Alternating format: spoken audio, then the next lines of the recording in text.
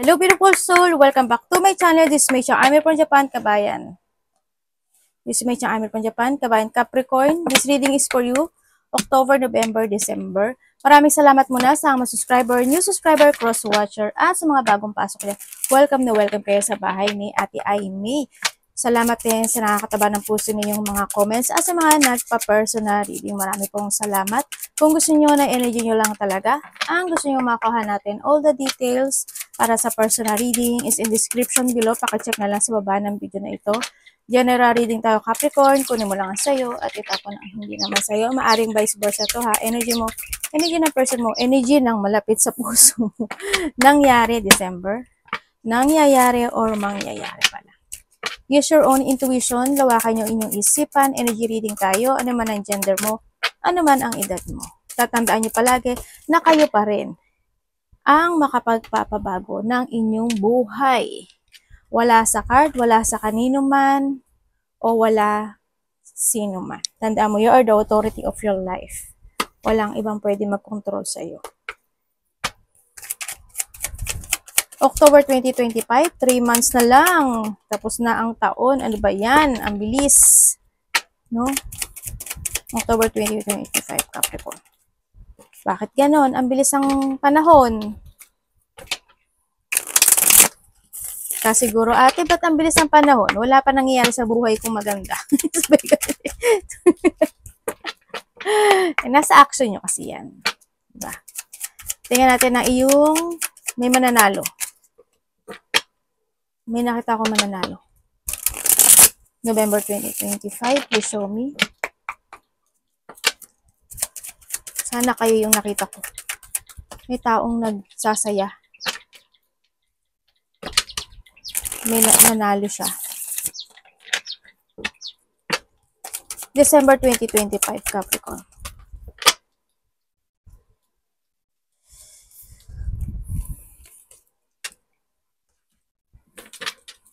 Universe ng October po ni Capricorn. Mahingi siya ng tulong. October 2025. Patay ng tatlo dito. 2, 3. Dito po sa November ni Capricorn Universe.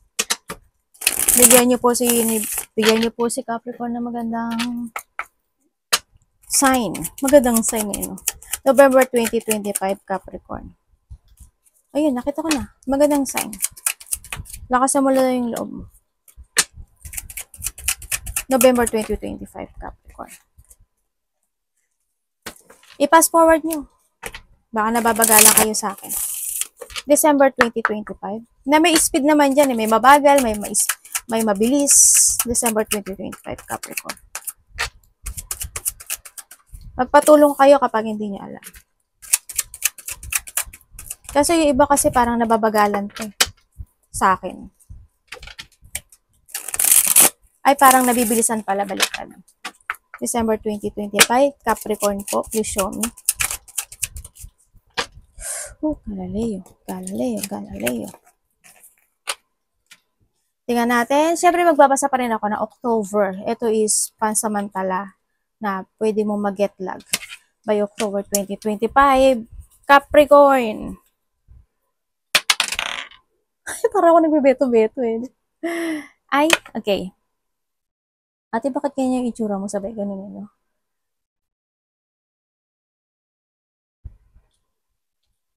Dito sa situation mo, merong ako nakikita na you thinking about it. Parang may gagamitin mo yung intelligence mo or gagamitin mo yung mga isipin ka, ganyan. You use your head dito sa situation na ito. Magkakaroon ng mga pagbabago in life or may mga babaguhin kang sitwasyon sa buhay mo, may mga iisipin ka. Also, there's a communication or information coming sa buhay mo. Allah! Sabi ko sa'yo, oh, you're number 1. Diba? Magkakaroon sa'yo na ibig sabihin, nag-iisip ka na ng mga protocol o ng mga idea ng mga bagay na gusto mo nang i-transform o baguhin sa buhay mo, di ba? Hindi sa elevation, ibig sabihin, no? May mga sitwasyon na pufukusan mo this time. may mga sitwasyon na babaguhin mo this time. Also, this a level up. Pwedeng level up with something na you want to achieve. Pwedeng ganun, no? Ganyan. May mga isipin ka na you want to achieve. Also, pagbabago to eh. Confidence, pagbabalik ng confidence mo. Also, kasiyahan, pagbabalik ng sigla. And you are focusing more to your priorities, main concern, and purpose sa mga bago. Ayan, magkakaroon ng pagbabago. You will become a number 1. Ibig sabihin, tingnan natin. Oh, perseverance, diba? Sabi ko sa'yo eh. Oh, may mga thinking about something solution. Ibig sabihin, mga bagay na susolusyonan na situations na nakikita ko dito. Finishing something. Oh, pag-iisipan mo. Transformation talaga to. Malaki magbabago sa'yo.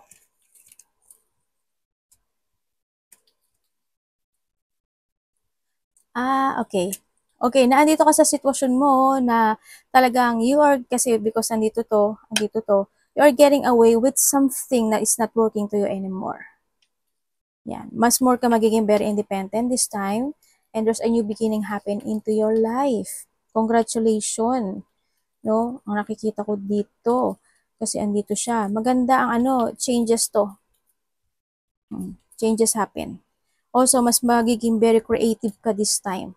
Thinking about transformation, creativity. Yan. Mas magiging matalas ang isipan mo this time by October. You'll use your head when making to resolve something or making a decision dito. Yun na nakikita ko sa ito. Also, there's a reward, May reward na magaganap. Kumbaga, you will enjoy the reward of your success because of your effort. Kasi andito si number 1. Andito na si perseverance. Congrats ha. Tingnan natin ang iyong November. November ni Capricorn. Uy, Galileo. Okay, when it comes to November, yes, there's a challenge. No? Magkakaroon ng mga challenge situation. Also, andito rin yung situation kasi na andito ka sa sitwasyon na to, siguro by November is magpo-foot boundary ka na sa mga tao na niloloko ka, na mga tao na hindi mo pinagkakatiwalaan, mga tao nagsinungaling sa'yo, mga tao manipulative, yan. Magkakaroon ka ng ganon. Yan, andito ka na sa sitwasyon mo, you are more on the independent and focusing more to yourself to success kasi.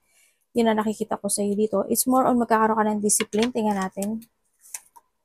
Oh, inheritance. Oh, sabi ko sa'yo eh. Discipline, di ba?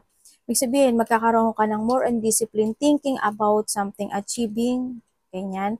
And dito ka na sa sitwasyon mo na luck to magkakaroon ka na ng disiplina. And the luck is in yours, no? Kaya pala may nakita akong, sabi ko may mananalo din. May mananalo nga. Sabi ko sa iyo, may mananalo oh. Mananalo. Iba sa inyo. Yan. Changes is coming. No, changes is coming. Nandito na yung sitwasyon, there's a luck, growth, achievement. Also, pag inano ko to, nandito na yung, iba dito extension kasi to eh. Yan. May mga extension situation. Ibig sabihin, yung luck medyo may delay siya. Darating siya, pero hindi siya ganun kalaki, or pwedeng madidelay yung half nun, o yung 1/3 nun, pwedeng ganun. Yun iba sa inyo. So, iba sa inyo may mga pag-uusapan about sa money, ganyan, mga mana, mga future, ganyan, sa nakikita ko sa inyo. May mga pag-uusapan na kayo. And also, iba dito, because of the inheritance is, you are more on discipline and you commit yourself to success in life. Hereditas. Vincent. And Tempus. Kasi magkakaroon dito ito ng promises pala. Either ikaw magpapromise sa sarili mo or someone's magpapromise sa'yo. Or ikaw ang magpapromise sa kanya. Okay, dito sa sitwasyon, mag-ingat ka by November. Siguro pagbabago ng klima. No, maaring ganun. Maaring ikaw or someone into your life, maaring magkakaroon ng mga illness, disease, magiging very sensitive. Magkakasipon ka, magkakaubo ka, lalagnatin ka, ikaw or someone na, kasi andito sa inheritance. Also di sa family kasi. Yun na nakikita ko dito. Or pwede rin na may taong may sakit. Yun. Mag-ingat ka. Or someone. Is kailangan mag-ingat.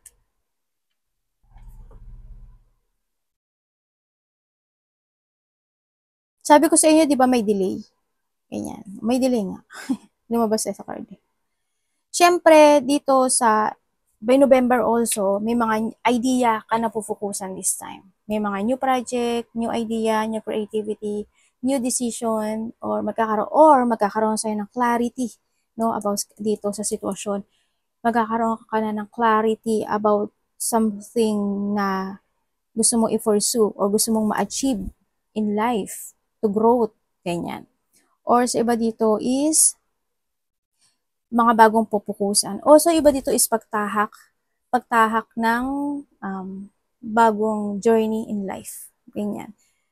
Ibig sabihin, either magkakaroon ng separation or magkakaroon ng pagkakanya-kanya or may taong aalis sa buhay mo or ikaw ang aalis, ganyan.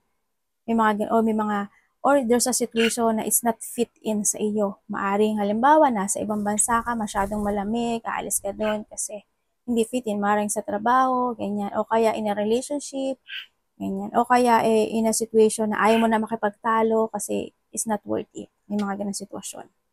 No, ako nakikita sa iyo. Also is there's an opportunity. Ako na nakikita sa iyo, no? May mga opportunity coming sa buhay mo na ikaka-growth mo daw. Kung ano ba daw yung idea na naiisip mo or na gusto mo i-pursue mo daw yun kasi there's a victory and success na magaganap sa iyo. Huwag ka mapanghinaan ng loob, no? Mag-focus ka. Huwag ka mapanghinaan ng loob, mag-focus ka kasi you will achieve it. Magsa-success ka. May unhappy situation, ano? Siguro, pasto. Siguro, kasi dito, when comes sa unhappy ka. Sa family, sa'yo, sa trabaho, pwedeng ganun. December, Capricorn. Uy, Galileo.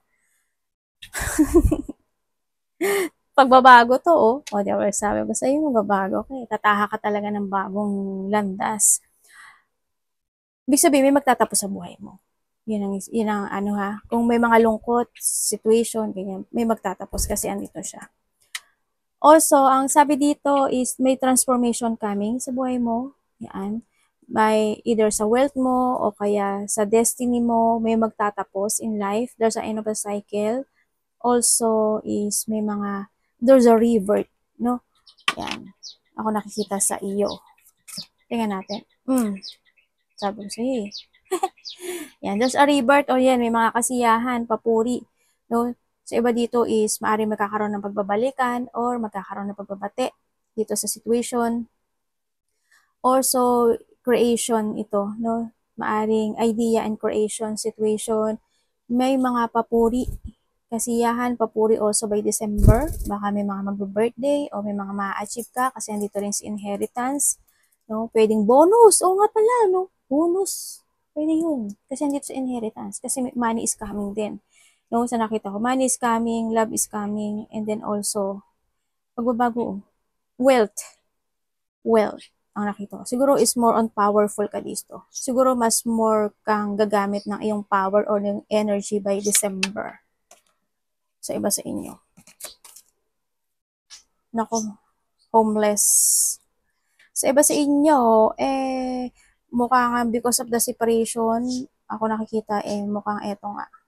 Yung maaring mahihingi na isa pang one more chance sa'yo. Ganyan. O may mga bagay na gagawin mong muli na situation by December. Also dito is may pagtulong. Ibig sabihin may taong hihingi sa'yo ng tulong. A person who's connected sa'yo. Pwedeng sa trabaho, pwedeng ganun. May mga sitwasyon na pag-iisipan mo na parang hindi magsasucess. Pero sabi dito, magsasucess ka kasi andito siya. As long as nagpo-focus ka, magsasucess ka. Gawin mo yung ikasisiya mo. Gawin mo yung in a positive way. Take it action. Siyempre dito, take it action. Going forward ka sa mga plano mo. Ilaya mo yung sarili mo in a situation. Mag-explore ka. Yan. Baka may hingi sa'yo ng Ay, doon. Lalo na yung mga ninong-ninang pala dyan. No? Kasi andito, diba? Parang, yung sitwasyon na, Pwede nga ito lang, wala akong pera eh. Wala akong maibibigay ng ganun kalaki, ganyan. Ito lang kaya ko mailabas. Pwedeng ganun ano, sa iba sa inyo. Oh, sabi ko sa iyo eh, may happiness dito eh. Pero bakit ganun nag-isolate ka ata? Okay, when it comes sa December din, andito yung yes, the wish come true is coming. Pero medyo merong pag-isolate. Kumbaga medyo may disappointment ikaw na mararamdaman by December. Siguro kasi nandito si homeless. Kumbaga nandun yung sitwasyon na halimbawa, kapatid mo, anak mo, pamilya mo, gusto ko ibigay sa kanya yung best o gusto kong regaluhan siya ng ganito pero ito lang yung kaya ko. Hindi, wag kang lang mag-worry about doon kasi alam ko na magiging masaya sila. No? Yan. Kung ano lang yung kaya mo, okay lang yun. Yan. May mga iisipin ka daw na bagay-bagay related to your family, related to a wish come true, related sa mga taong mahalaga sa iyo. Also, there's a renewal coming, abundance renewal by December. Sa nakita ko dito. And then, development.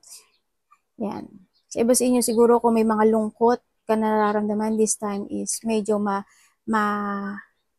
ba to? Makakalm yun. Magiging okay siya. Yun. Kung may mga iniisip ka ng mga bagay-bagay, mapapawi yun ng dahil sa mga taong nakapaligid sa iyo.